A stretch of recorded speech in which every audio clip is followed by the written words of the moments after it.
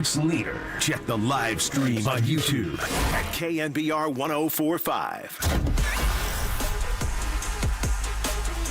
Giants down to their final strike, trailing by a run, bottom 10. And now time. Ramos asked for time. Iglesias, he's just been one of the very best late inning relievers in the game. He's got a sub 1.6 earned run average. 3-2, the pitch. Ramos hits a high fly ball, left field, going back on the ball, Kelnick, and he'll make the catch in front of the wall for the final out of the game. And Ramos might have just missed one. Man, oh man. Another night, another extra inning, Giants loss. Second verse, same as the first, and unfortunately, this is not the time for these two losses. Giants 4-3, the final again in 10 innings, and for a second consecutive night, the inherited runner, that automatic runner at second base, one team got a run across and the other didn't. And it's not a night to lose this type of game. The Giants need to make up the ground. They've been playing good ball. It's another night where you look at the out-of-town scores and you see the Mets lose, the Cardinals lose, and the Padres and the Arizona Diamondbacks continue to win. This was one the Giants needed to have, and they just simply couldn't. There's a lot to unpack about this game, whether you're driving home after the ballpark, a frustrating night for the Giants. But when you look at this game, Kyle Harrison, he really struggled early on, but he fought through it. This is a guy that turned 23 years old yesterday. And in that first inning, it looked like he could have been on the ropes very, very quickly here tonight. And it was the fastball command. So he was really struggling early on. He gave up that leadoff walk, and Riley had the single.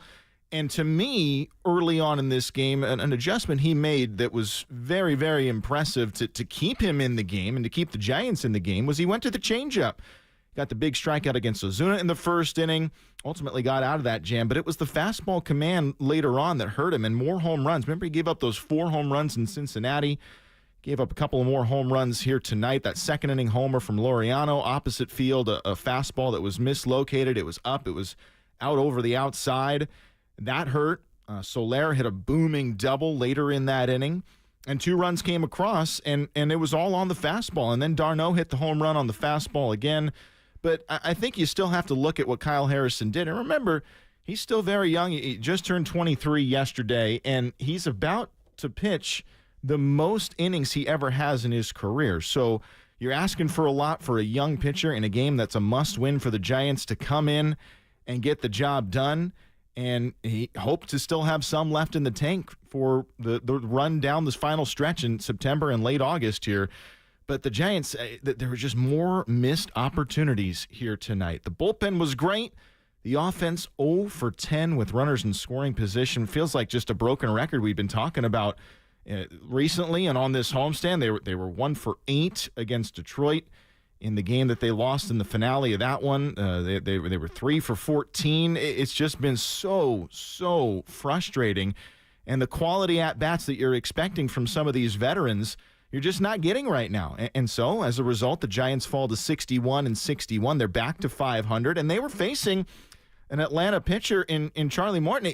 He had struggled his last outing. He's a veteran, obviously, 16-year MLB vet, 40 years old.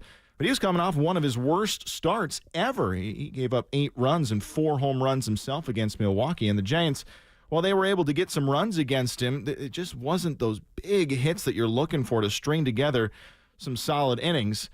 Bright spots from the offense. Fitzgerald, the home run. He had another one tonight. He's been outstanding there. Patrick Bailey had a couple of good at-bats. He had one of the situational at-bats where, at the very least, he put the ball in play to produce a run in that second inning. Broke a long hitless streak that he'd been having, and it looked like he was having more comfortable at-bats tonight. But he had been just 1 for 43 prior to his 4th inning single that he had, and gave it a charge in that 9th inning as well. A nice play from White, the center fielder, to make the catch. But the Giants, they had to get bailed out in this game just to make it an extra inning game. It was that 8th inning where you have a leadoff double. First hit for the Giants since the 4th inning. It was Lamont Wade getting himself into scoring position. Then you had the error, which was a gift, and a quirky error it was. But then Conforto comes up, hits the ground ball double play, and you're thinking, oh no, they're not going to score again. But the wild pitch was the bailout. The run comes across. The Giants get it to extra innings. And look, the discussion yesterday was, do the Giants lay down a bunt here? Do they try to move that runner over to third base and play for the one run and get this game to an 11th inning? And whether you agree or not with the inherited runner, that automatic runner, personally, I loathe it. I do. Give me it maybe 3 extra innings and then go to it. But in that first inning. But the bottom line is the Braves executed just enough, and the Giants did not. And tonight they did go for that bunt, and it was with their best hitter in Fitzgerald, who can lay a bunt down and get himself on base. That's without question. But it was an odd play because in 808 KNBR right now, if you think that was interference, it ended up actually benefiting the Giants really in the long run. But in that 10th inning, the Giants were facing Iglesias for the second night. Now, he's a great closer. He's one of the better late-inning relievers right now in the game. But they had 2 very quick outs, and this was a guy that pitched 2 innings yesterday. And the Giants just weren't able to try and take that part to their advantage tonight. So ultimately what it adds up to is a 4-3 loss in a game that the Giants needed to have, and they couldn't do it. And there's a lot to unpack here tonight. 808 KNBR, I know there's a lot of frustration leaving the ballpark tonight, and there probably should be. 0 for 10 with runners in scoring position here this evening for the Giants. That they don't get it done. There's a lot to talk about here tonight, too. And remember, this is a team that's on a stretch. They're playing 27 games in 27 days. That was including that doubleheader. So the off day upcoming, I can't come soon enough, but the Giants are going to need to get it done the next couple of days against the Atlanta Braves to try and salvage the series and still maintain at least a glimmer of hope in that wild card spot. This is not the time to go cold for the Giants with 40 games left in the regular season and a lot of really challenging opponents coming up, especially in the month of September. And this is their first crack at a head-to-head matchup against a team that they can gain some ground at the very least here tonight. All right, Justin Allegri with you. Happy to be with you here tonight.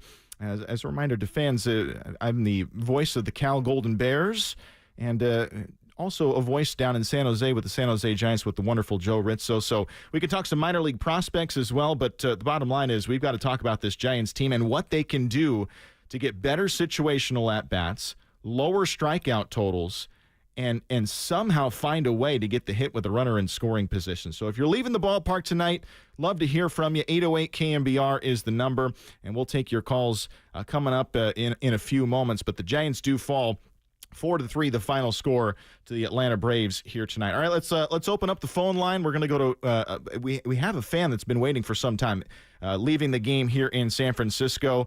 You're going to start the parade of maybe some frustration here tonight. You're on 808 KNBR. Hey, Justin, what's going on, man? Thank you for taking the call.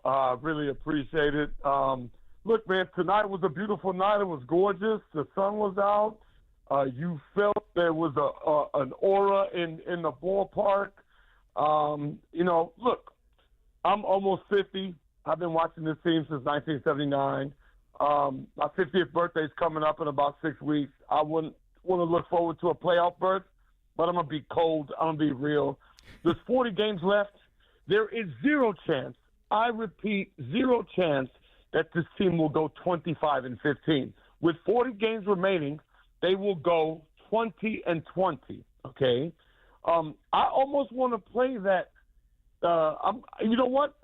After I get off with you, I'm going to go watch Major League, and I can almost hear, Corbin Burnson. Do you know us? We're a Major League Baseball team. And I can, hear James Gammon say, 60 and 61 is not something to, really be proud about. But you know what? When you leave the bases loaded like yesterday with no out, you deserve to lose, and they can't get that. Where is that big hit, Justin? That's what I like. I love my Giants. I love my Bay Area teams, but when you cannot go through the clutch, and you're 0 for 10, and you can even play a drop by Jim Mora, like you talk about the PL word. I don't want to hear that. Because until this team could get 5, if they can't beat the White Sox, up next homestand, it's a wrap. They're probably going to win again, maybe 79 to 80 games. Hey, that's my time, Justin. Keep up the good work, man. I want to be real. I hope they win 20. You know, the goal is to get 83, maybe 84. You know, squeak in like the Diamondbacks did last year. But have a great rest of your show, man. I appreciate the call. And, you know, and that is a pretty accurate take, because you look at what the Giants have done to get to 500, or in this case, over 500 the last couple of games.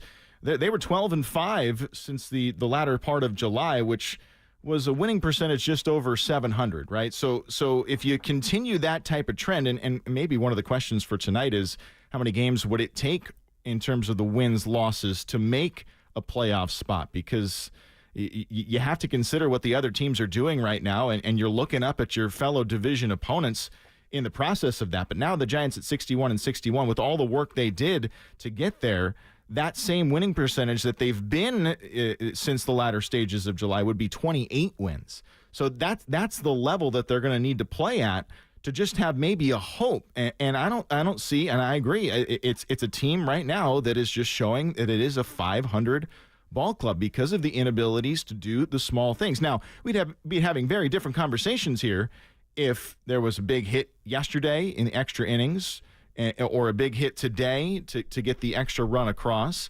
and we'd be looking at maybe a split so far in the first two games of the series, or maybe two Giants wins. It would be very, very different, but reality is the Giants need to do little things more to get themselves win, and they're just not doing that right now. And that's what's so frustrating, because this team has shown signs that they can be an over 500 type team. They can compete. And look, the pitching staff is right there. This is a starting pitching staff that is a playoff starting pitching staff. The Giants, in that span where we're talking about the good pitching that they've had and the wins that they've had, they've been the best team in baseball in ERA, an ERA at 3 coming into this game in that last stretch since July 25th. But it's going to take more offense to get it done for the Giants. And this is a team, I think at the start of the year, we were talking about some of the same problems. It was that first series. Remember, the Giants were in San Diego and LA, and there were missed opportunities for runners in scoring position. They were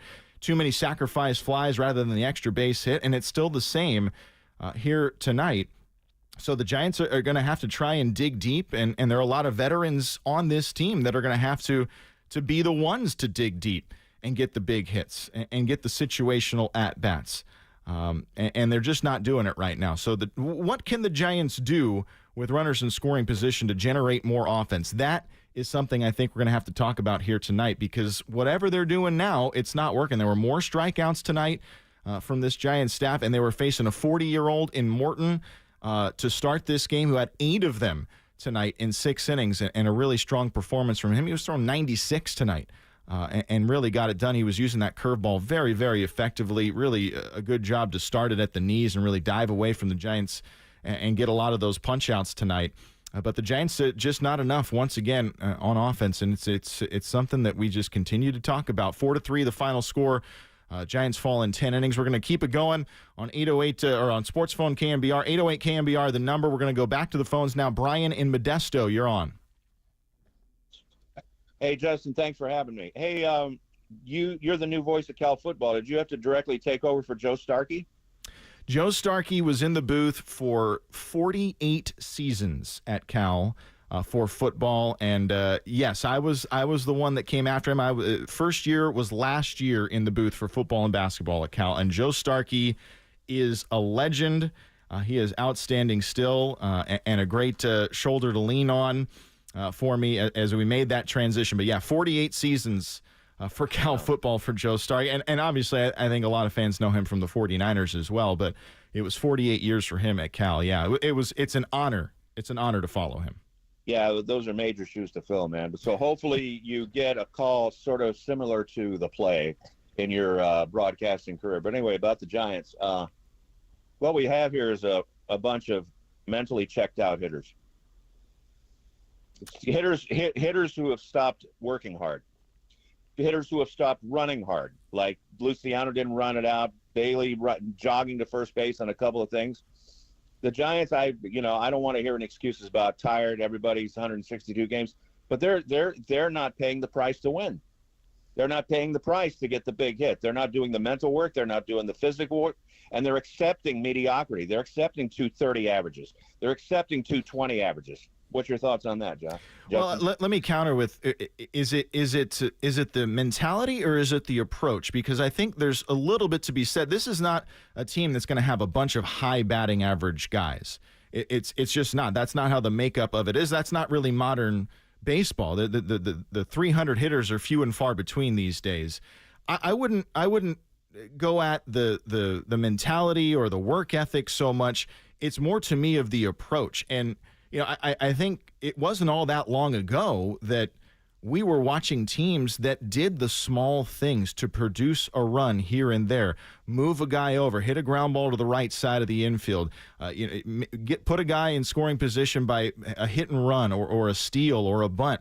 And that's not the game that we're seeing now. And I think with this type of a team where you don't have a lot of high batting average guys, you're seeing a lot of the strikeouts. That could be something that maybe they have to try and approach to help them with runners in scoring position. You know, it's interesting you bring that up. I was kind of thinking back to that ninth inning, and while it didn't really matter for the Braves, it was something they did that was very small that could have impacted the game. White had that infield single, and then Soler came up, and he hit a little flare pop-up that likely would have been a double play ball because White was going to have to hold to make sure it wasn't caught.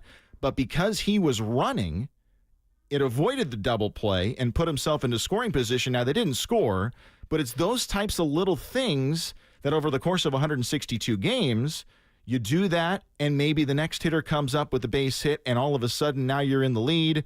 And it's those little things here and there that can mean the difference, and we're just not seeing that from the Giants this season. Well, the little things can be taught a little bit better with a better hitting coach. Well, Pat Burrell has not proved himself as a good hitting coach.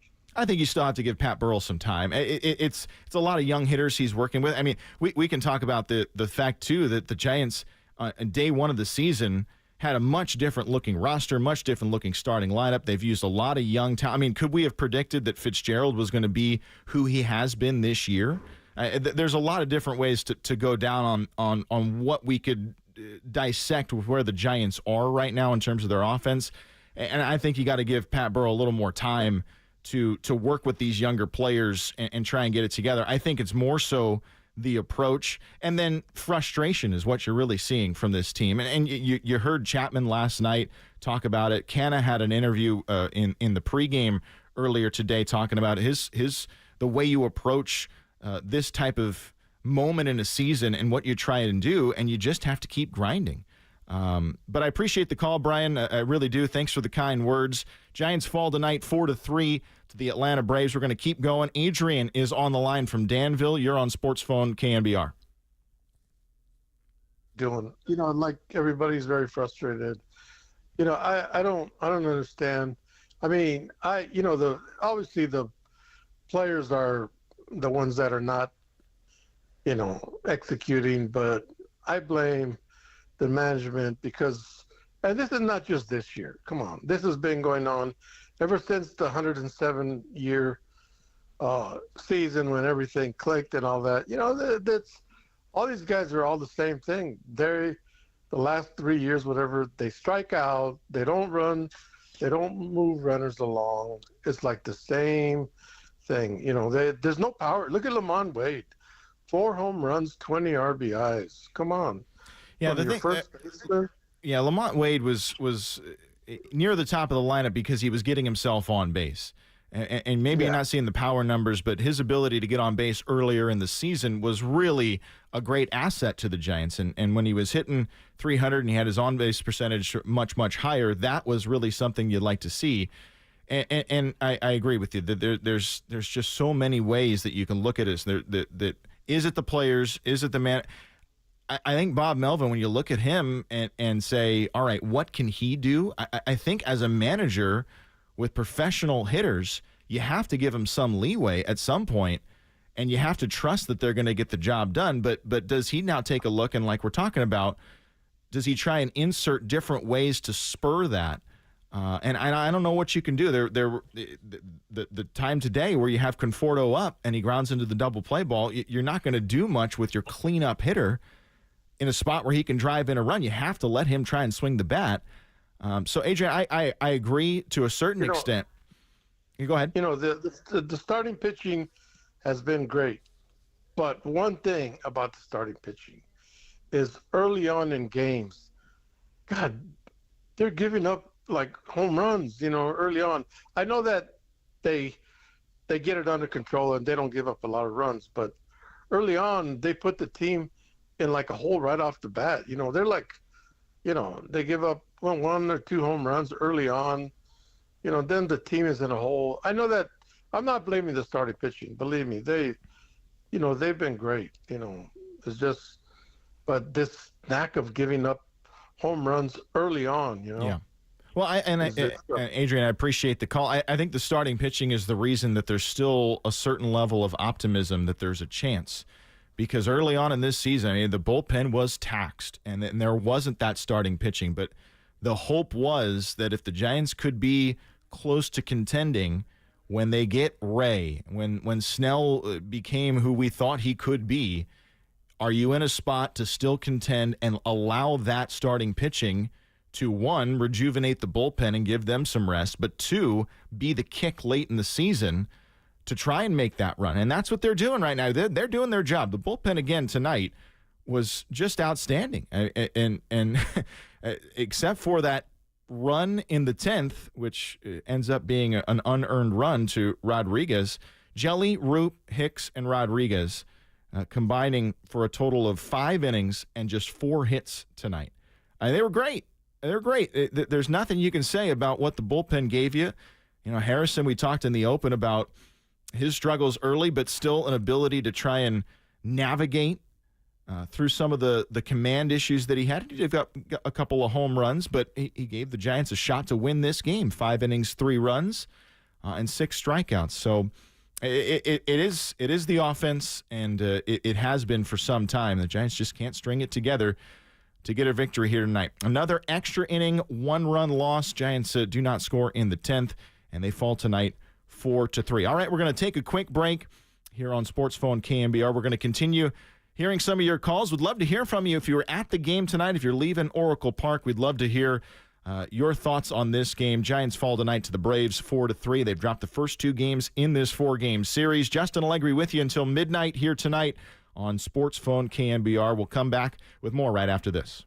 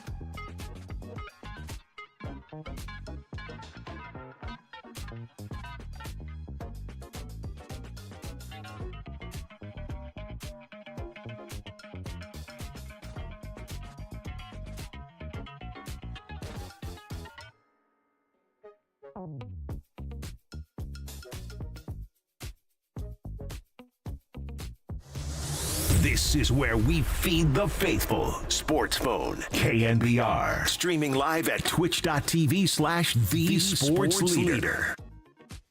Yeah, regardless, every game's important now. So we know where these guys are in the standings. We know where we are. We came in here and had, pretty high expectations, win the first two games of the homestand to get ourselves a 3 above, and we feel like we can, roll a little bit more and get above 500 more so, but lose 3 games in a row and get back to 500 is pretty frustrating. Yeah, Giants drop another extra inning game here tonight in 10, where they do not score in that extra frame. Sports Phone KNBR, Justin Allegri with you from the bunker at Oracle Park. Giants not only have dropped back-to-back games to the Braves, they've now dropped 3 consecutive after that series finale against Detroit. Giants, when you look back to July the 25th, they were 6 games under 500. They did so much work to get back to 500 and then over, but now suffered these 3 losses. It was the first back-to-back losses in that stretch for the Giants, let alone 3 here tonight. So the questions we have for this team, what do you do to generate the offense and spark things with runners in scoring position? Because at this point, it's just a couple of swings of the bat away from 2 wins against the Braves. Instead, it's 2 losses on a night where the Cardinals and the Mets lose. You could have gained some ground there, and the Padres and the Diamondbacks win, and you do not gain ground. You lose ground against those 2 division rivals. Also, other things to talk about tonight. There was an important game in the minor leagues today. The Sacramento River Cats, they had 3 rehabbers play tonight. Tristan Beck, Tyro Estrada, and Tyler Matzik. Matzik was the player the Giants got in the Soler trade with Luke Jackson as well from the Atlanta Braves. All 3 of those players were playing in Sacramento tonight, so that's also something we'll talk about a little bit later on. But right now, we're going to continue to go to the phones. If you were at the game, we'd love to hear from you. 808-KNBR is the number, and we're going to go to Roy in San Leandro. Hey, how's it going? Thanks a lot for taking my call. I really appreciate it. Yeah, no problem, Roy. You have a clean connection there? It seems like you're kind of breaking up. Yeah, okay. Well, anyway, what I wanted to talk about was that, in a lot of ways you have to blame Farad Zadi because, Roy, your connection's a little spotty, so call us back and we'll get you on as soon as we can. See if we can get a cleaner connection there. Arthur's calling from Los Angeles, wants to talk about the slow starts for this Giants team. Arthur, you're on Sports Phone KNBR. Hey, welcome. Thanks for taking my call, Justin. No problem. What do you want to talk about?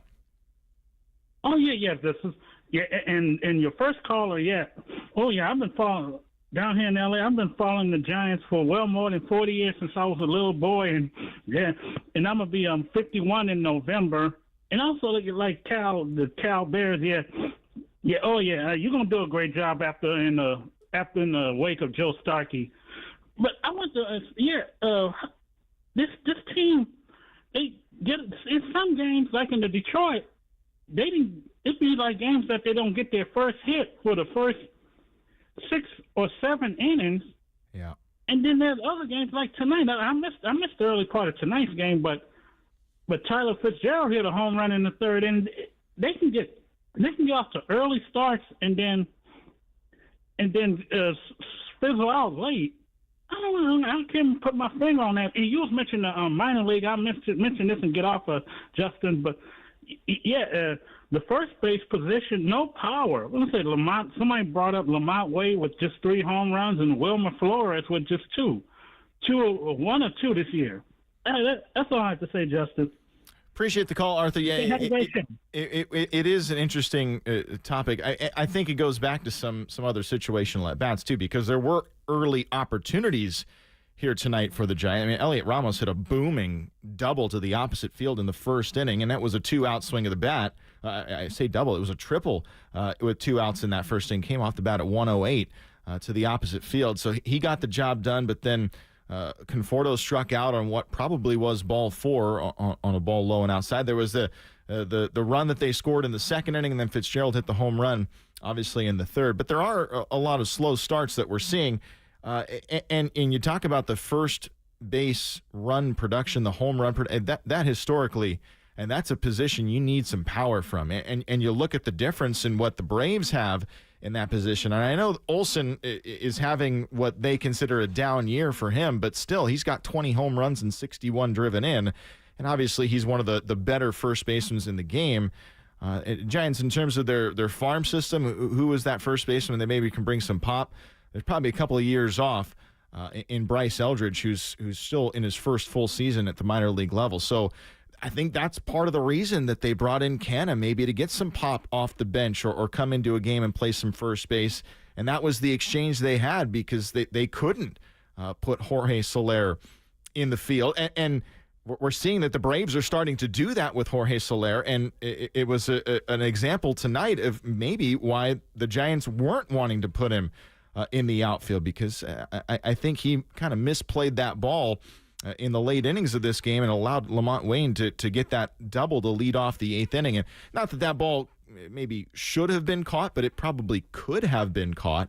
And I think that was part of the exchange to try and get a little more pop and maybe a little more versatility with the glove from Mark Canha. So, yeah, early offense and just an extra base hit offense all around for the Giants is someone they've been looking for really all year to get some consistency. And I think consistency may be the word for this offense because they haven't been.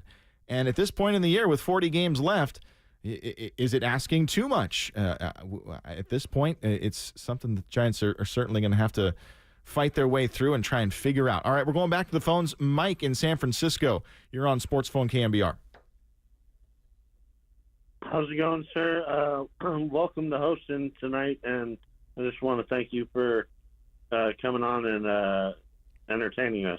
Appreciate it. Yeah. What are your thoughts here tonight, Mike? I'd like to host a closed door fans only meeting where we leave ownership management out of the equation.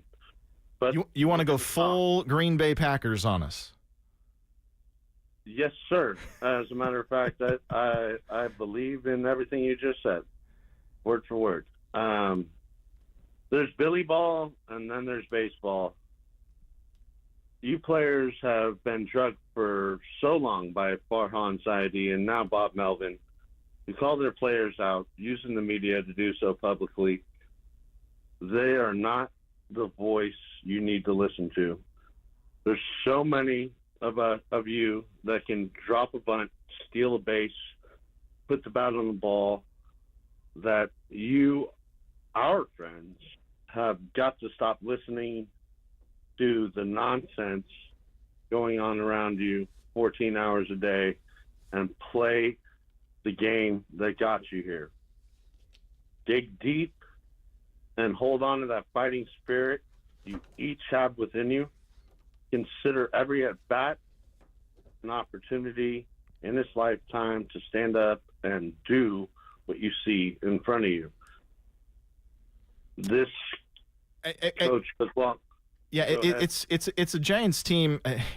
This is an era of baseball, though, that if you don't at least adhere to some of that or take in some of that thought of the sabermetrics, like what you're talking about, you're a little behind. You have to try. The most efficient way to score a run is one swing of the bat. That's the mindset now. And obviously, that works for a lot of teams. Atlanta is one of them where they hit a ton of home runs.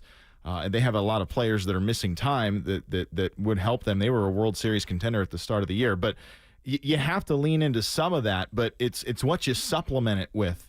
A little bit of old school thinking. And again, it's not that far old school that we're talking about. I mean, it wasn't all that long ago that we had hitters in lineups that were just there to put the bat on the ball. And I think Jung-Hoo Lee might be kind of one of those type of players that could have changed the way we look at this Giants team this year had he not gotten injured early on in the season. Mike, appreciate the call. It's an interesting thing to think about, especially after some frustration where they don't get the job done.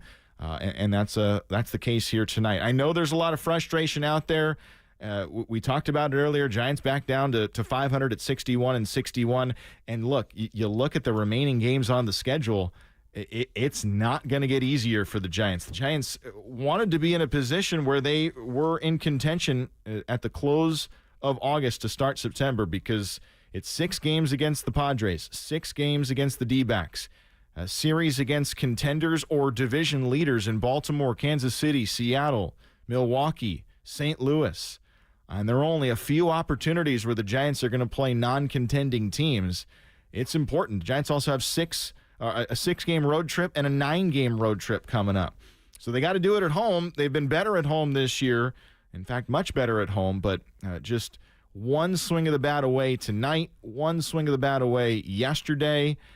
And it's a team in the Braves where they didn't do much in extra innings, but they got 1 run across yesterday, and they got 1 run across tonight, and that was the difference. All right, Jason, you're on Sports Phone KNBR. Hey, how you doing? Good, Jason. How are you? You're at the game tonight? Yeah, I was at the game. Yeah, I am a former A's fan looking for a new home team because welcome to the torture, my friend. yeah. Hey, yeah, it's pretty interesting watching this game. The bunt there on the first play of the last inning for the Giants. Don't really understand what's going on, but I'm actually calling to kind of complain about the second base runner. They call it a ghost runner. It's not a ghost runner, but somebody gets a win, somebody gets a loss, and I don't really understand why all of that goes on. But I understand they want the game to go a little bit quicker.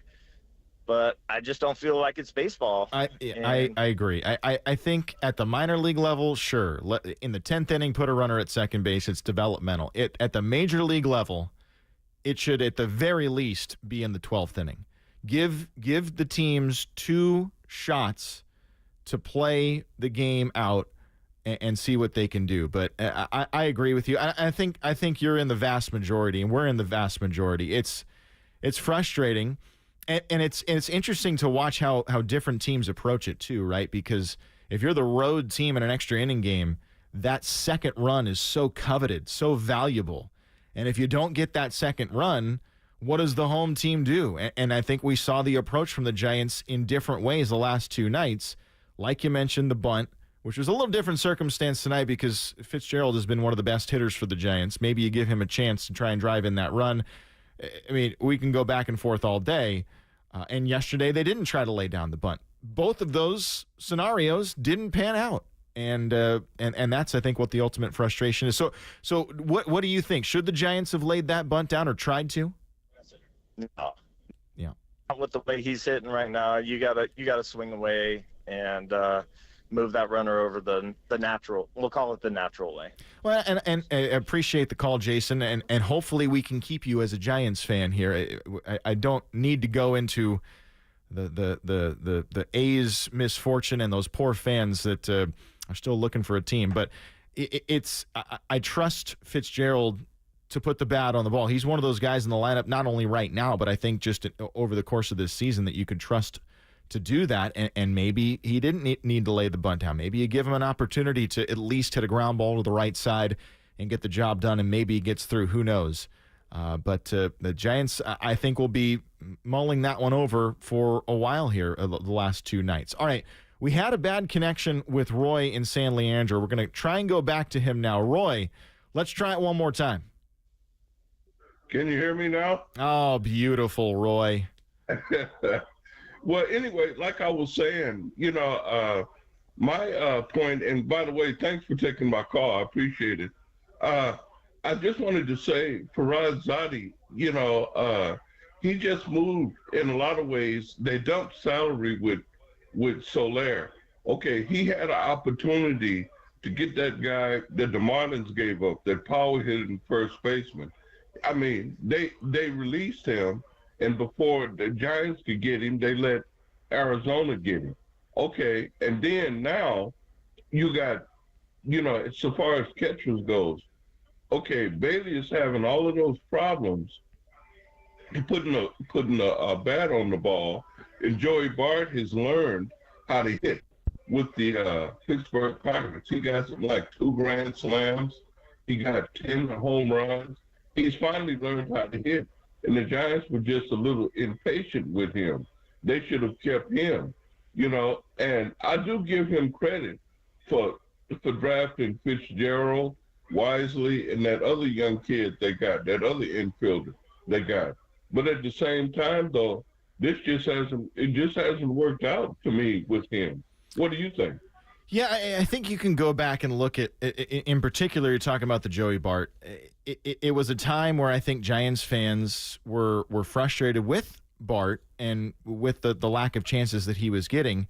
But if you're going to say that Patrick Bailey is your starting catcher, you've got to allow him to be your starting catcher. Now, obviously, you can't foresee a big slump or an injury or anything like that. You'd love to have a great backup catcher. But to me, Joey Bart was in need of a change of scenery, and I think that's why he's flourishing a bit more with Pittsburgh. It's tough because the catching position is so critical and so important. And while we're talking about Bailey with his long drought, I mean, he had been 1 for his last 43 prior to the single that he had in the 4th inning tonight. It's frustrating to see, obviously. But the thing that I will give credit to Patrick Bailey about, we've been talking earlier tonight, Roy, about demeanor and about shrugging the shoulders, not really looking like you're as focused. That has not been the case for Patrick Bailey, and it can't be the case for Patrick Bailey, because if he starts to lose focus, the pitching staff starts to lose focus, and he has not let his slump at the plate affect what he's doing behind the plate. And to me, that is why he is the starting catcher, even if he's slumping right now.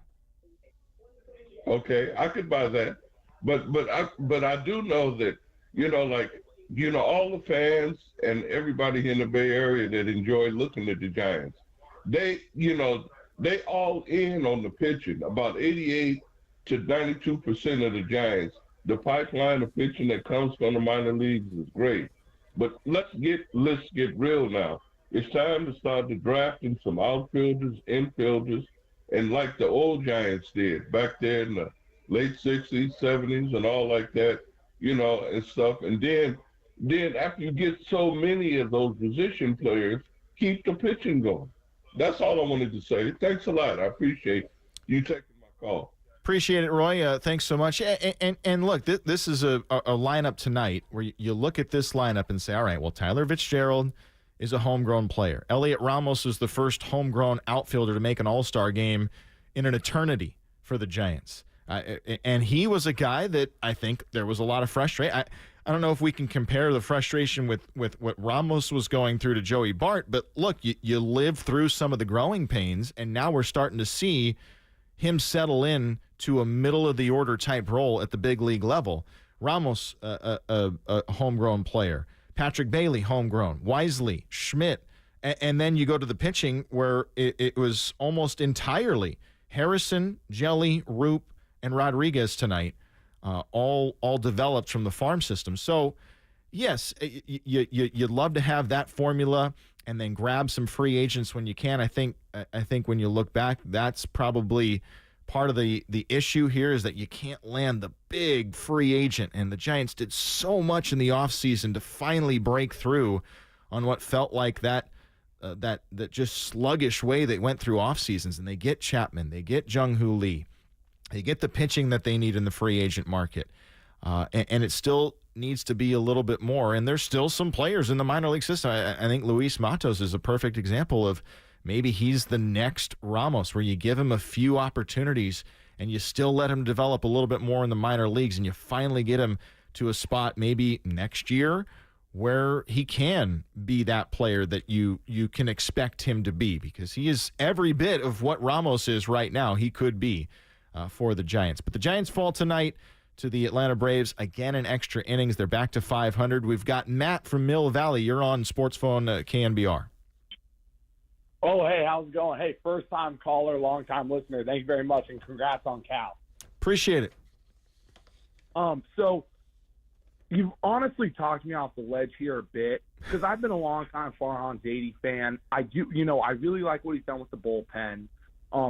Again, early they were taxed, but we've always had a great bullpen. I'm starting to see the young guys come up. The big-time free agent, that doesn't bother me because we've won 3 World Series without it. That's a good point. But at what point do you start – because now he's been with the team like 6 years. At what point do you start to, kind of lose hope and be like, hey, okay, we've given you enough time?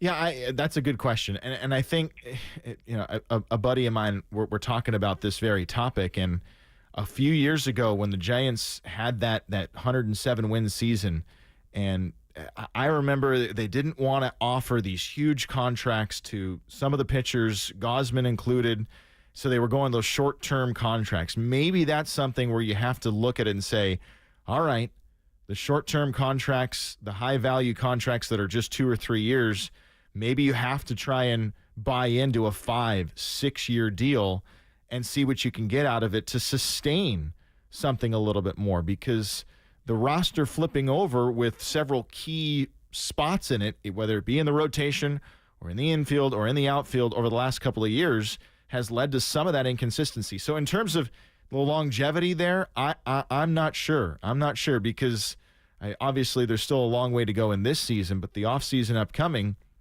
there's going to be a lot of questions for this team to try and improve in certain spots. There's going to be more free agents. There's going to be more opportunities to sign free agents, and how they approach it is really, really critical, and how they finish this season is critical. So the short answer to that, Matt, is I'm not sure. I'm not sure. There's just so many different ways this can go. And what we saw at the trade deadline is that the opportunity to contend without either being a huge seller or buyer and let some of your young prospects still develop is the route they went. Now, will it pay off? Will it not? We don't know. We have to see 40 more games to do it. But Matt, we appreciate the call. And the Giants, I think, are going to have to do some searching here the next couple of nights, because the next 2 games are must win. They have to play these games like playoff games the next 2 nights. And still have a shot here in the next couple of weeks to get to that September 1st date and have an opportunity to play some of those contenders, and then you control your destiny. You have to win games in meaningful moments in September, and that's what every playoff team does. Is this team a playoff team? At 61-61, they're going to have to win a lot of games in the next 40 to make that a reality. All right, 808 KNBR is the number. Justin Allegri with you here on Sports Phone KNBR. A lot to talk about. We'll take another break here from the bunker at Oracle Park. I do want to get to the Sacramento River Cats with 3 Major League rehabbers tonight playing in that game. We'll talk a little bit about that. We'll look also at the upcoming schedule for the Giants and what they can do, how they can produce more offense with runners in scoring position. 0 for 10 again tonight with runners in scoring position, and the Giants, for a second consecutive game, fall in extra innings, 4-3 to the Atlanta Braves here tonight. Justin Allegri with you on Sports Phone KNBR, 808 KNBR. We'd love to hear from you. We'll take a break and be with more right after this.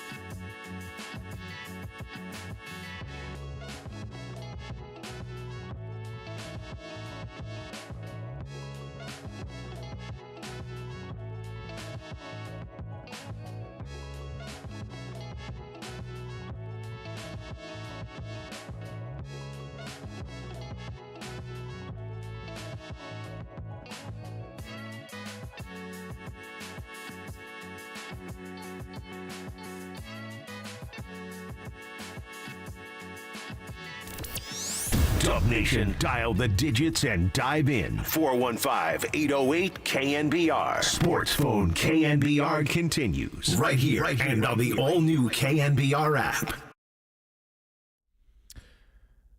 Back here at the ballpark, Oracle Park tonight, another 10-inning loss for the Giants. Justin Allegri with you on Sports Phone KNBR, taking your calls, frustrated as though they may be here tonight about this Giants team who can't get it done for a second consecutive game in extra innings tonight. Still a lot to talk about with this game, and still 2 more games left in this series with the Atlanta Braves that now become very, very important for this Giants team, as if to say those last 2 weren't, but these now must-win games for the Giants the next couple of nights. So we're still going to take your calls. 808-KNBR is the number. I want to talk to some of these callers. Have been waiting for a few minutes here, but Ty in Aptos, you're on Sports Phone KNBR. Hey, Justin, thanks for taking my phone call. Frustrating loss tonight, but I actually want to point out what you were saying about the bullpen. Landon Roop looked really good. Jordan Hicks looks really good. What do you think about Jordan Hicks maybe going another inning tonight? That would have been kind of cool, huh? The 100-mile-an-hour fastball that he put away Osuna with was pretty impressive. It's interesting because Hicks is a guy that came to the Giants because he was going to get the opportunity to start, and you kind of expected – because this is his first year as a starter, he might wear down a little bit near the latter part of the year, but he's a guy that now can come in and be a setup man or a closer himself. So, maybe see him another inning. I mean, at the end of the day, the bullpen, I mean, they did their part tonight. I don't think that there's anything that you can fault this bullpen with, the pitching staff with. But, yeah, what we saw from Hicks tonight is what we've seen in the past in a different uniform from him. That explosive stuff that he has in a burst of 1 or 2 innings. And I agree. I think the reason to still be optimistic with this team is their pitching staff. Yeah, totally. I mean, the pitching's been incredible this second half. Blake Snell's on fire. Ray has, still worked some things out. But I'm still hopeful. I still think they have a chance. It's going to be really tough. I mean, one of the callers said, 25-15? That sounds really tough to pull off the way the season's gone so far. But you know what? Stranger things have happened. Just thinking about, way back in the day, Giants torture. What was the year when they won on the last game of the year against the Padres? I mean, things can happen. It can happen. You never know. I'm going to stay an optimist. I think there's still a chance. Well, Ty and Aptos, we appreciate the call. Yeah, that game that he's referencing, it was Jonathan Sanchez that had a big triple in that game, of all things. So a pitcher hitting, what? What's that? But yeah, there still is reason to be optimistic, and the pitching staff is going to give them a chance. I think it's going to be an uphill battle, obviously, but they're going to give them a chance. They just need to get the offense to match that and give them an opportunity to win some ball games and some clutch moments here in the next few weeks and next month. Lauren in Humboldt, you're on Sports Phone KNBR. Good evening. How are you? I'm doing well. How are you? I'm all right. I guess like most Giants fans, a little bit frustrated after the consecutive losses that have occurred, especially to the Braves and to the circumstances. I'm feeling a lot of frustration with some of Farhan's decisions, the players he decides to keep versus the players he decides to get rid of. I guess some of it is just, I think some of it's really maybe not all of his fault, but I mean, he lets go of Ahmed beats us with a home run. He let go of Soler. Now tonight, Soler driving in a run for Atlanta instead of us, I think, was the difference in the game. I mean, he gets rid of Joey Bart, and I wanted to talk about that just for briefly. Joey Bart he gets rid of, and then Bart almost beats us too, but then I feel like the numbers don't lie. The statistics are showing he's a much better batter than Bailey, and I felt ultimately Bart was pushed out. More or less, I felt like he was sabotaged. Always put ninth in the lineup with Kapler because Farhan wanted his own first-round draft pick catcher to be the guy. That's the feeling that I have. And I would point out that the only homegrown all-star batter we have was drafted by the previous regime. So I'm feeling lots of frustrations with Farhan, and I guess that's what I wanted to express. Yeah, and we talked a little bit about, and Lauren, we appreciate the call. We talked a little bit about the frustration with Joey Bart, but we could have the same conversation if things played out differently. You had 2 high-level draft picks at the catching position. You can only play one of them. At some point, one was going to win the job, and then what do? So if it was Joey Bart that won the job, we could be talking about this with Bailey on another team, probably doing the same thing, going viral for his pitch framing and throwing out would-be base stealers.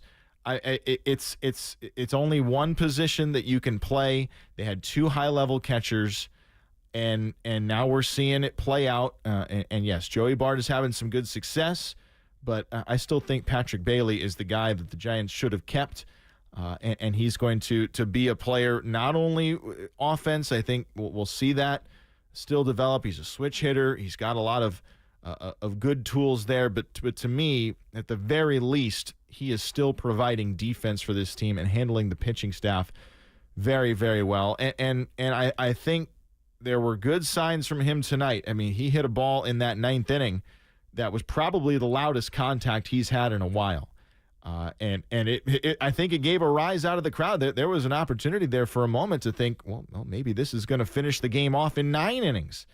But it was a great play, and he broke that long hitless streak tonight as well. Yeah, it's something that you look at the farm system right now. There are some elements there, and I think when Farhan was brought on, Giants fans were thinking, well, he's going to turn the Giants into what the Dodgers are right now with all their prospects coming up, and then they're going to sign these big free agent players, and it's going to be just like that. That's not the case. The Giants are trying to do it with pitching right now, and the prospects that they're bringing up, while they're not 30 home run type guys, they are contributing to this team. That goes without saying. So it's just a more of a frustration when you have these compiled tough losses and tough at-bats strung together to look at that. 808 KNBR is the number. We're going to go to AJ in Arizona. Wants to talk about the farm system. I'm here for that. Hey, Justin. It's a pleasure to meet you, man. I've been a long-time Giants fan, so it's good to meet you and get on Sports Phone 680. Oh, appreciate it. Yeah, happy to talk. So, hey, out here in the desert, got a little bit of a different perspective. Obviously, being around all the spring training facilities, man, you get to see a lot of young talent during the spring. And what I'm here to say is that, grew up in San Jose, went to a lot of San Jose Giants games, got to see Buster, got to see Mad Bum, got to see Panda, all these guys come up back in the day. The thing was, back then, you knew what you were going to get when you'd see these guys coming up to the farm. You had hope, okay?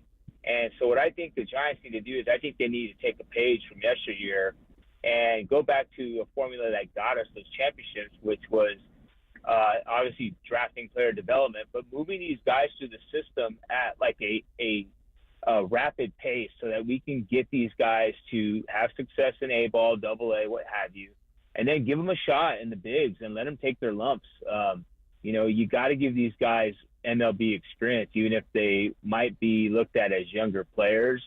But that type of experience is invaluable, and I think it bodes well for teams that invest in their farm, build the teams to the farm, and then build that core that can get you back into contention every year, and then sprinkle in these free agents that may want to come because they see what's going on with the young guys, the young core. In the Bay, the Warriors did it. Look what it got them, a lot of championships. And I think the Giants just need to start investing and building up the farm to where we actually see these guys coming up maybe at 23, 24 versus 28, 29 and stuff like that. So that's just my take an approach. I think the free agency thing is not working out consistently year in and year out. So, why not go with the farm, give these kids a shot. I like what I see in Ramos and hopefully Matos to come, but give the farm a shot. Let's see where we go and take the page from yesteryear and go Giants. Yeah, I think that's a good take, and AJ, that's a good call, because if you especially consider that the Giants aren't able to land those top-level hitting free agents, maybe it is time to look at accelerating somebody in the minor leagues, and maybe not necessarily from some of those international players that are teenagers when they first get their minor league experience. Maybe it's somebody that came in from college or maybe from the high school ranks, they accelerated a little bit more and see what they can do. To go back to your point, the best San Jose Giants team I have seen, was in 2021, and it was Luis Matos, it was Marco Luciano, it was Casey Schmidt, Patrick Bailey on offense for a majority of that season. Kyle Harrison was on that team. Randy Rodriguez was on that team. All those guys we're seeing right now. So it's not that many years removed from that. Matos was the MVP in that league as a 19-year-old that year. So yeah, I mean, but in doing that, you're going to have to take your lumps, and I don't think there's patience right now in a year that they were expected to contend. They saw what Luis Matos could be when he came up this year. Man, he was impressive. He was the best hitter in the game for several weeks there. But then the scouting report comes to him, and Matos ultimately cooled off like hitters do. And maybe later this season, maybe next year, he'll kind of figure some things out. But I think it's an interesting take to try and get some of these younger players maybe accelerated a little bit more. But I don't know if they were anticipating this season being the one to do it, because they thought, and they did have such a good off season, getting players put together in spots where they knew they needed to insert some experience. And at the end of the day, for the Giants down the stretch, they're going to need it from their veterans.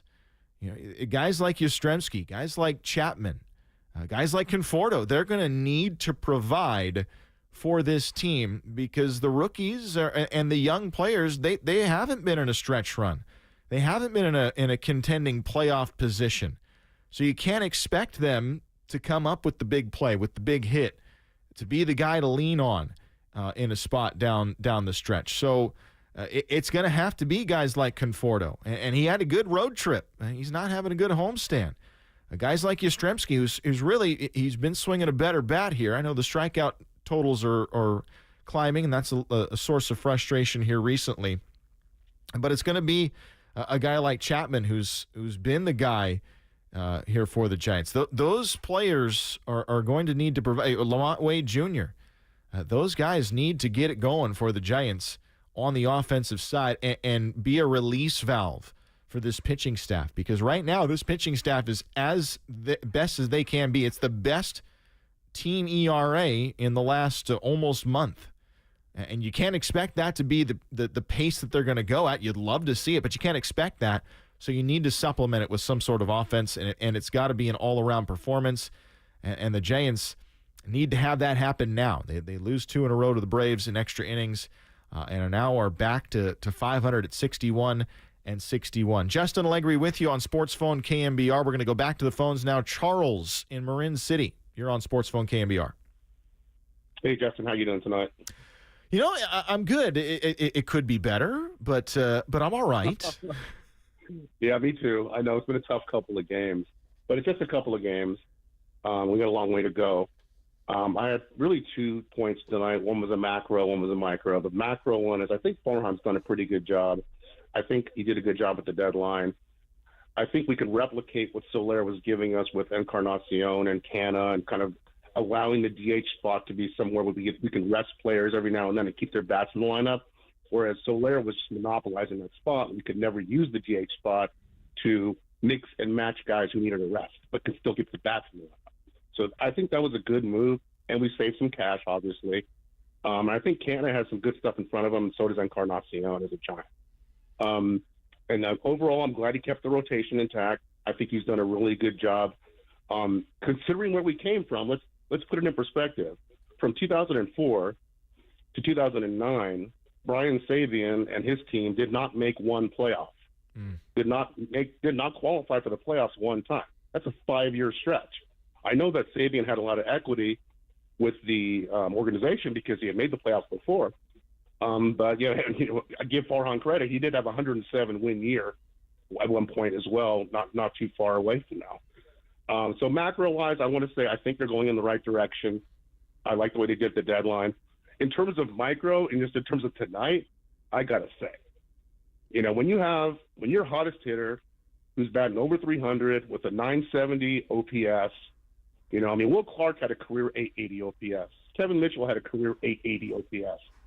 Fitzgerald has for a long stretch now has been having a 970, almost 1,000 OPS. You have the tying run on second, your best hitter at the plate, and you're going to bunt? Yeah, I don't know. It's tough. It's a lose-lose, right? Because we saw the opposite play out the night before. So tonight they try the other approach, and it is your best hitter. But I will counter with Fitzgerald with runners in scoring position this year is hitting 162. So do you play the odds and get a guy up there that you can feel like can lay a bunt down and move that runner over to third base and manufacture another run? Obviously it didn't pan out, but I can see both sides of that argument. He had a home run in the game. He's been red hot. He's hitting the ball out of the ballpark with great regularity. He also has the good bat-to-ball capabilities. You know, to me, it may not be lay a bunt down, but just have that approach of, I'm going to go up there, I'm going to think right side, and I'm going to at least put the ball in play to the right side of the field and see if I can get a base hit, maybe tie up the game, or at the very least hit a ground ball to the second baseman and essentially be, as a sacrifice bunt, move that runner over to third base. Charles, I mean, we would be talking about a different situation last night, right? They didn't lay the bunt down and they didn't get it done. So if one way worked and one way didn't, we would be talking about the opposite. But the reality is it didn't get done. And I understand where your frustration is there, but at this point, this team can't deal in what ifs, right? Well, I know that, but you have to consider the totality of each situation. Last night when we had first and third and nobody out in the first, and you have two like ace pitchers on the mound, right. I want that run. Right. I want that lead. And so I'm willing to, I don't care who's up right there. Well, I mean, if it's Will Clark, I'm not bunting him. But no, Will Clark does not bunt. No, Will's not bunting. Okay. Kevin Mitchell's not laying one down. So, but I get it, you know? And we don't have any Will Clarks or Kevin Mitchell pedigree on this team yet. They could grow into that. Ramos and Fitzgerald seem like they're kind of growing into that kind of thing. I don't want to put them on that level at all. But they're interesting players. And Fitzgerald's not super young. He's 27, but he's really developing fast at this age. And Ramos is a pup still. Yeah. So I don't know. I mean, it's not. I know that this is like a year when we've made the decision to like try to go after this playoff run, and we're not in full developmental mode. Because if we did, if we were in full developmental mode, we would have Matos up there right now getting it back. Yeah, right? Luciano would be getting more at-bats. There would be a lot of younger players getting more opportunities. And you probably would have sold some of your starting pitchers at the deadline. But it was kind of a lose-lose spot where if you don't sell a couple of pieces and let the players develop, you're going to say, well, why is Jorge Soler getting more at-bats when we could have whoever? And if you do, and then those young players aren't getting it done, you're probably saying, well, why did we sell Jorge Soler and at least have the chance of hitting him out of the ballpark and having his tremendous power? It was kind of a lose-lose spot, but it was because the Giants were in a limbo position at that point. And this roster, I mean, is completely different from the first month of the season to now. And we appreciate the call, Charles. It's something too. The Giants media put out a tweet earlier tonight after Fitzgerald hit that home run, his 15th career home run today, joining Willie Mays as the only two Giants in franchise history with 15 or more home runs in their first 59 career games. I mean, that's the level that Fitzgerald has been at here over the last month and a half, 2 months. I mean, he's just been unconscious at the plate, and you love to see it. But yeah, he tried to lay the bunt down, and fortunately, it was an interesting call that was a batter interference that I don't think was an interference, but the Giants at least didn't get the runner erased at third base on the throw and still had that opportunity. But ultimately, the Giants did not score, and they do lose again in an extra inning, 1-run loss here tonight from Oracle Park, 4-3, the final score. Justin Allegri with you on Sports Phone KNBR, 808 KNBR. We'll take some more calls after the break. We'll also give you that update from Sacramento with the River Cats having 3 Giants in the lineup or playing tonight in rehab assignment outings. We'll talk a little bit about that on the other side. 808 KNBR, Justin Allegri with you on Sports Phone KNBR. More coming up after this.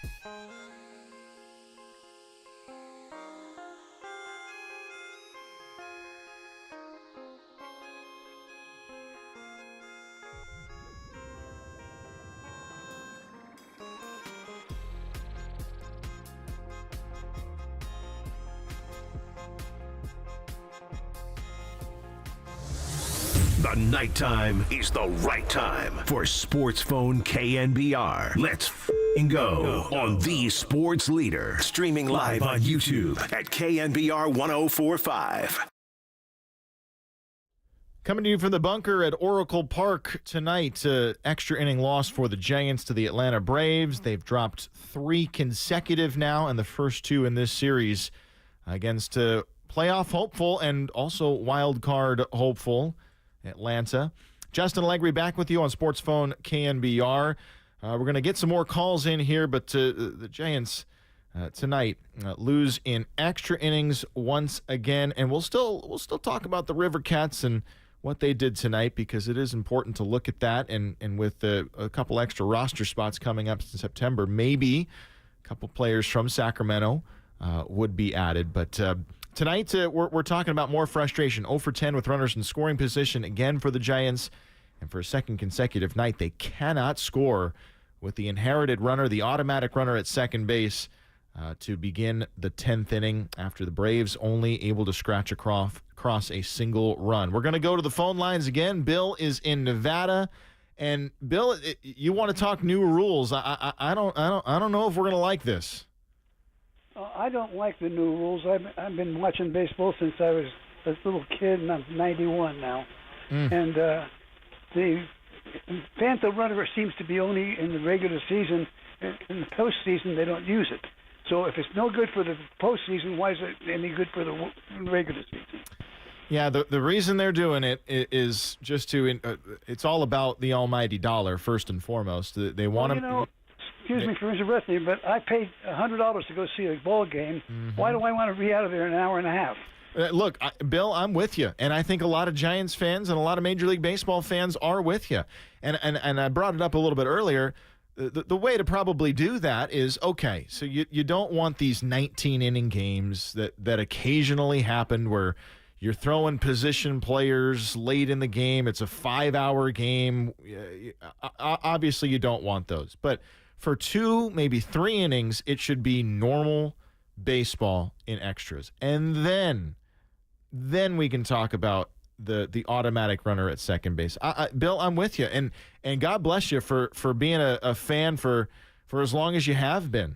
I'm sure you've seen a lot of baseball. I'm sure you've seen a lot of frustration, but I'm with you, and it's all about, and again, going back to the reason, it's all about keeping the fans as engaged as possible.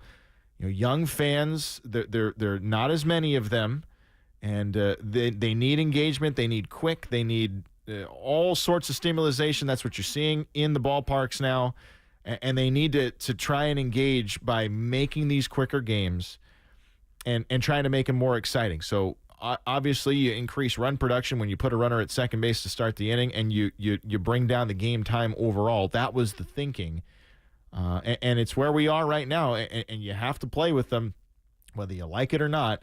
And Bill, again, I'm with you. I think a lot of Giants fans listening right now are with you. I think there's some tweaks that still could be made, but I unfortunately think this is one to stay. It's the same with the DH in the National League, and there's really no difference now anymore. It's the same with the pickoff rules, the mound visit rules. It's all about increasing run production and getting the time of game down. I mean, bigger bases. We've seen a lot. I don't know that there's ever been a span of 4 or 5 years where we've seen more rule changes in Major League Baseball ever. I mean, and Bill, you might be the person to ask about that. There's more coming. Yeah. Well, yeah. It's just the umpire calls are going to be challenged more now. Yeah, well, if you ask, is more coming. And Bill, we appreciate the call. Unfortunately, at some point, I think an automated strike zone is coming. They're testing that right now in the Florida State League at the A level. And look, I don't want that either. But at some point, that's probably going to enter the fray. If they're testing it in the minor leagues, it's because they want to try and use it at the big league level. Look, more changes are probably coming. That's probably the one that's the biggest on the horizon, and we'll see how it goes. Pitch clock obviously has been a big one. We've seen a lot of changes in Major League Baseball, but Giants lose tonight. in extra innings again to the Atlanta Braves. We'll take another quick break here on Sports Phone KNBR. 808 KNBR is the number if you want to get on a late call here tonight. From the bunker, Justin Allegri with you at Oracle Park. And I know I've been talking about it. We'll get to that Sacramento River Cats game after this break. More coming up right after this.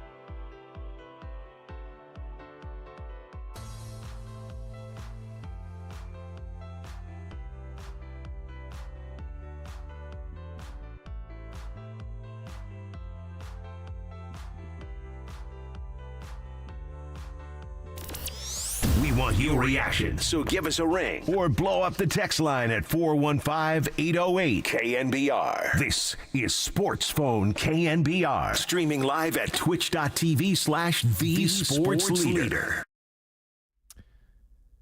Back with you at Oracle Park from the bunker. Giants fall tonight to the Atlanta Braves again in extra inning, back-to-back 10-inning losses for the Giants against the Braves. Justin Allegri back with you on Sports Phone KNBR. 808 KNBR is the number if you want to chime in.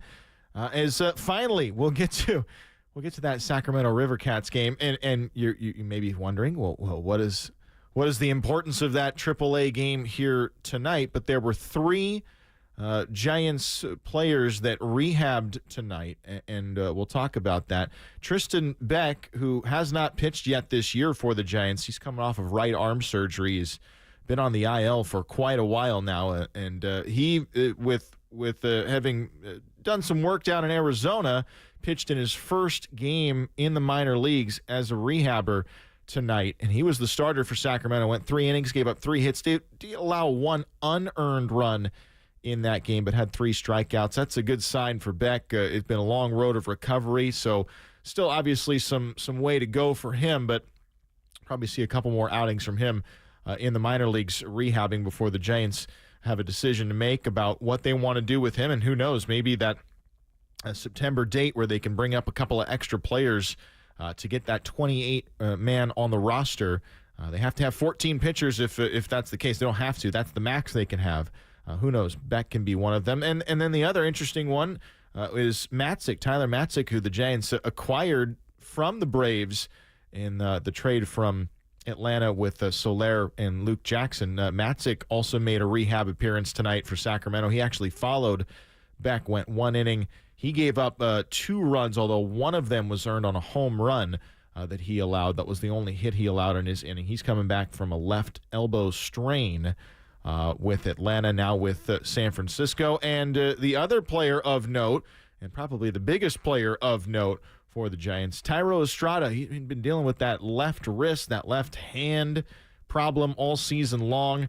He was back rehabbing tonight. He was the leadoff hitter for Sacramento this evening, went 1 for 3 with an RBI, did strike out in that game, but the Giants hopeful that they can at least get Thairo back, and hopefully he can be comfortable with that left wrist, left hand that's been really bothering him this season for the Giants. So Estrada back, Beck and Matzik all rehabbing tonight in Sacramento. It ended up being an 11-7 loss, and maybe you're wondering too, Camilo Duvall did not pitch in that game, even though there was a save for Sacramento tonight.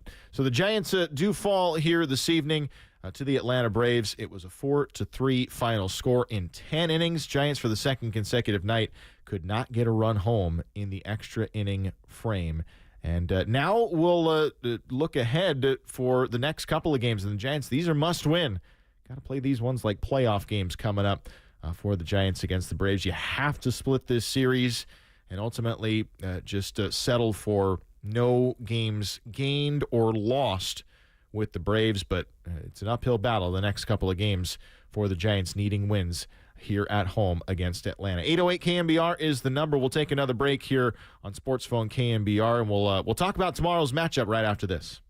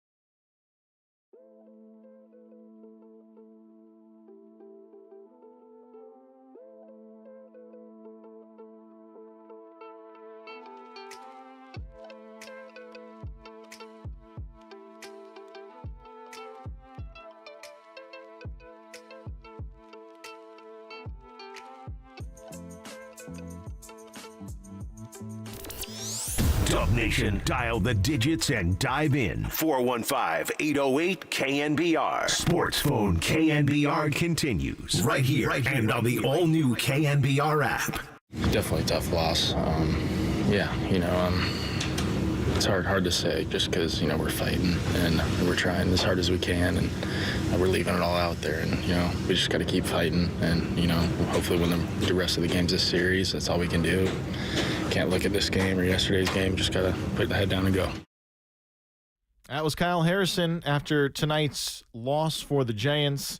In extra innings, Harrison fought through it. I mean, the command just was not there early on for him, but he gutted it out and gave this team a chance in this one against the Atlanta Braves. But again, in extra innings, they could not score. Oof. Back-to-back games now, the Giants haven't done that. And by the way, Kyle Harrison, he just turned 23 yesterday. You can sense in his voice there the frustration and the fact that the Giants, they're grinding right now, and they haven't been able to get over the hump with runners in scoring position and get those big wins here to keep them rolling, even though they are playing much better baseball here of late. By the way, Kyle Harrison, he's now worked 112 innings overall this season, which is almost the most he has in any year as a professional. His career high in inning pitched was back in 2022, where he went 113 between High A Eugene and Double A Richmond. So if you're talking about in the next month and a half for Kyle Harrison, it's kind of uncharted territory for him at a young age from this left-hander. And you're asking a lot from him and from the rest of this starting pitching staff and the bullpen to get the job done. Giants fall tonight 4-3, the final score. And look, now they're going to have to try and turn this series around and rescue this 4-game series. They've got 2 more to go, and they're going to need to win both of them, really, against the Atlanta Braves to split the series. Tomorrow, it'll be Grant Holmes going for the Atlanta Braves. Just his 4th start as a professional. This is his rookie season. He's pitched in 13 games overall, 3 of them as a starter, a 3.79 earned run average, 41 strikeouts and 38 innings of work. He's got some of the longest hair in the game, and I hope I'm saying that now just based on his headshot and that he's still got it, but he will be the starter tomorrow for the Atlanta Braves. And to counter, the Giants are going to go with Robbie Ray in another big moment, a guy that is pitched in a lot of big moments, former Cy Young Award winner, and this is the reason the Giants wanted to bring him over, even though they had to understand that they weren't going to see him until the second half of this year. Well, he gets the ball in a must-win situation tomorrow for the Giants. Ray, 2-1 with a 3.98 earned run average. He'll make the start for the Giants tomorrow evening from Oracle Park. 6:45, first pitch tomorrow. And the Giants trying to wash this one away, wash yesterday's away, and try and snap the losing streak at 3 games for the Giants. And again, we talked a lot about it a lot. The remaining schedule, the Giants are playing 27 games in 27 days when you include that doubleheader they had against Colorado. They've got several off days upcoming, but it's a grind in September. 6 against the Padres, 6 left against the Diamondbacks. Series with Baltimore, Kansas City, Seattle, Milwaukee, St. Louis, all of those teams still upcoming. So if they can stay close, they're going to give themselves an opportunity in those head-to-head matchups to try and make some noise at least in September. But tonight, another frustrating loss for the Giants in extra innings against the Atlanta Braves. All right, thanks so much for tuning in tonight. I'll be with you tomorrow after the game, and we can talk some more about this Giants team. Again, thanks so much for the calls tonight. We had some good calls tonight, and would like to also thank our studio host, our studio producer and engineer.